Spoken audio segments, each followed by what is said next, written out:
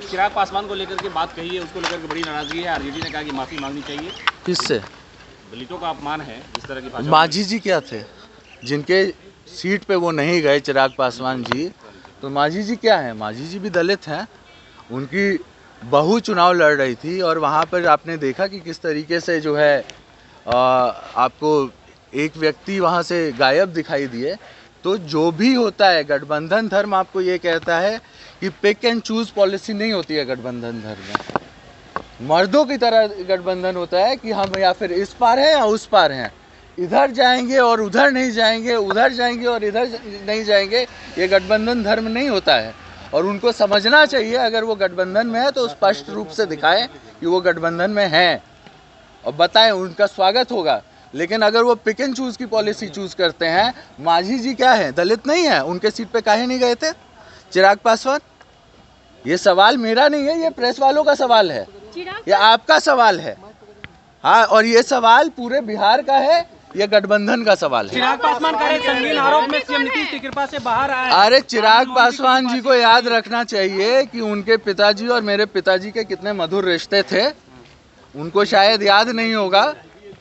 हाँ, उनको याद रखना चाहिए। और मेरे पिताजी ने एक सवाल किया था, एक ऐसा सवाल किया था जो गठबंधन में रहते हुए उन्होंने उचित समझा ये सवाल करना है। क्या बोला था मेरे पिताजी ने? यही बोला था कि अगर आप गठबंधन में हैं तो स्पष्ट कीजिए, अगर आप पिक एंड चूज की पॉलिसी मत कीजिए। आज इधर जा रहे हैं, कल उधर जा रहे हैं, मांझी जी के यहाँ नहीं जाएंगे, आनंद मोहन जी के यहाँ नहीं जाएंगे। हम भी तो गठबंधन में थे ना, हम तो ये सरकार बचाए हुए हैं। मेरी माँ जब लड़ रही थी तो चिराग पासवान अपना गठबंधन धर्म का पालन क्यों नहीं किया, क्यों नहीं आए उधर? मांझी जी भी, अगर इतनी बड़ी बात हो गई तो मांझी जी के चुनाव में क्यों नहीं गए वो? उनको तो जाना चाहिए गठबंधन धर्म क्या कहता है। और ये सवाल जो है, ये सवाल सिर्फ हमारा नहीं है, ये सवाल सबके मन में पनप रहा है। चुनाव लड़िएगा, समय आ रहा है, इस तरह की बातें ना करें। चिराग पासवान ये कह रहे हैं किसी दल में नहीं है उनके।